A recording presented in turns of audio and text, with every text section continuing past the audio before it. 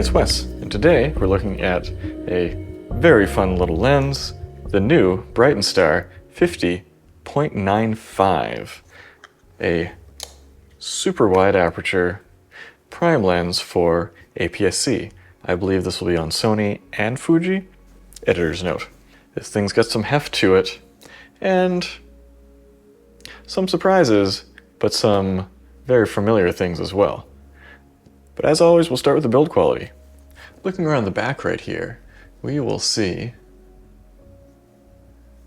this has a beautiful gunmetal finish on the mount. I love to see that. As you can see, there are no contacts, no chip, no autofocus, fully manual lens.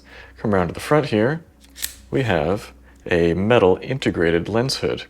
Now obviously this isn't coming out to the full distance that an APS-C 50mm lens should. That would be a 75mm lens, which would be a pretty substantial distance. So this is just a cute little lens hood.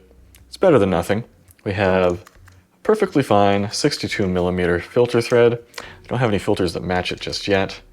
Need an adapter for that. A very normal plastic lens cap. I like it. Nothing too bad. Plastic back cap. Pretty normal. Come around to the sides here. We have our focus wheel, external focusing. This is not a weather sealed lens. Amazing damping. The knurling is quite nice, can be just a tiny bit slippery. I would prefer a larger focus ring on a lens like this. And the aperture ring is in the front, which I find a bit troublesome sometimes, but it is clicked, which I prefer on a lens like this. To each their own though, I believe it's permanently clicked. Feels and sounds fantastic. Because it's clicked and because it's nice and small and there's like a little definition between the focus ring and the aperture ring, it's not too bad for accidental bumping. Now, that hole disappears when you focus out to infinity. But overall, this feels fantastic in the hand, all metal, very nice. I'm going to give that an 8.5 out of 10. It's not perfect, and it's obviously not weather sealed. Handling and usability. This is a very small lens for a 0.95. That's because it's an APS-C lens, but it's nice and tight and compact. As I've said before, focus ring and the aperture dial are just fantastic. Can't lose the lens hood. This isn't going to weigh you down. It's going to fit very nicely in your camera bag. I have to give this an 8.5 out of 10. It's a little on the heavy side, but easily balanced on pretty much any camera. Image quality, and this is where we're going to take an obvious hit.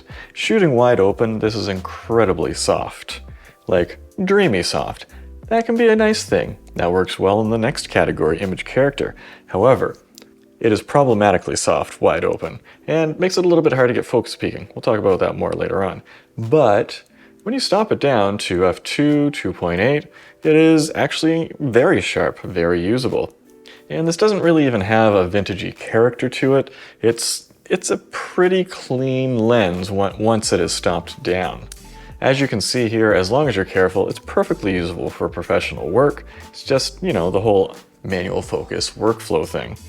So wide open, tons of chromatic aberration, tons of softness. You stop it down, a lot of that aberration goes away, a lot of that softness goes away. So this is one of those lenses that has kind of a split character, or split quality.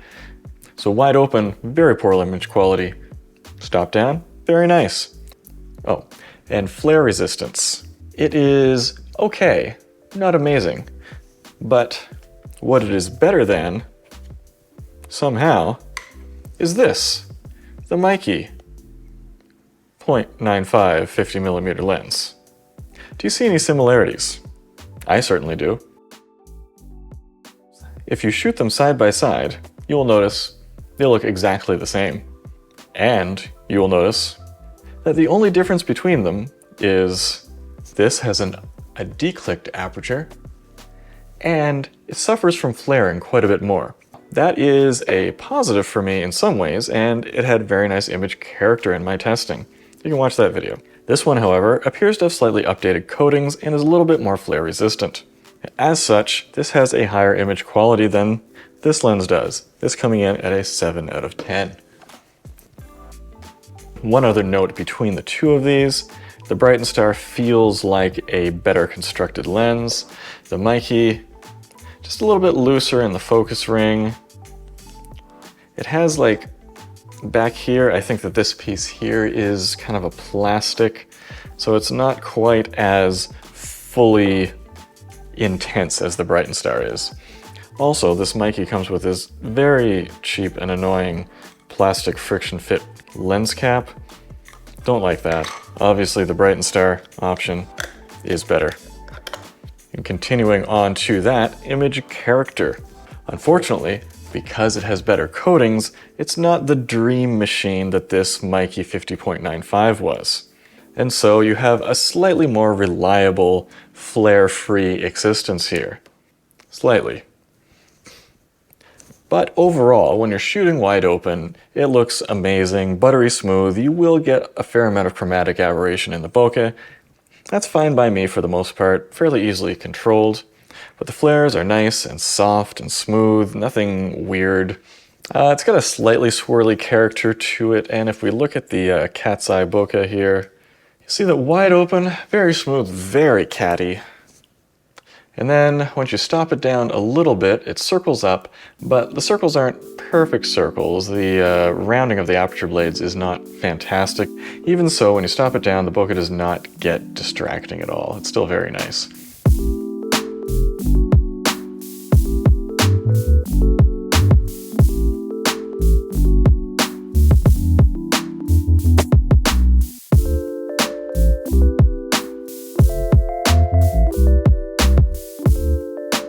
So overall, for image character, it's an 8.75 out of 10. Not the full 9 that its Meike cousin achieved. Focus performance. And this is where things take a hit. The most a manual focus lens can get without the automated contacts like a Loxia or the new Otis lenses would be a 4. And this one, unfortunately, wide open, focus peaking does not work very well, so I have to bring it down to a 3 for focusing performance. Pretty easy to manage. And especially once you stop it down a little bit, focus peaking is perfectly fine, but wide open, it's a little bit troublesome. So 3 out of 10. Value, this one is tricky. We already had a look at the Meike, which came in at $250. Sometimes it's on sale, but we don't talk about sale prices here. Just MSRP. This one on sale for $220 with an introductory price of $200. Link in the description below. What can we compare this to? Well, for a cheaper option that's fairly close, the TT Artisan 50mm 1.2. I've tested that, fantastic lens, very surprisingly modern look about it, but it's not a full .95, so let's move on. There's a 7 Artisans 50.95 for $200. Looks even more familiar, I've got to say. Pretty much identical to the Meike. Don't know what the coatings look like on that though. There is a TT Artisan 50.95, $220, same price. Or, you know, you can get the Voigtlander Nocton for $1,900 US. I hope it's better. I doubt I'll ever lay hands on it though. So this is not a smash hit by any means, and the very similar 7 Artisans is a little bit cheaper. So I'm gonna give this an 8 out of 10. Still, not a lot of money for a lens with such a massive aperture. So that gives us a total of 72.9%. If you want to see some more image samples, they're going to be down linked in the description below. If you want to pick one up, help support this channel and feed my fat cats, also down there.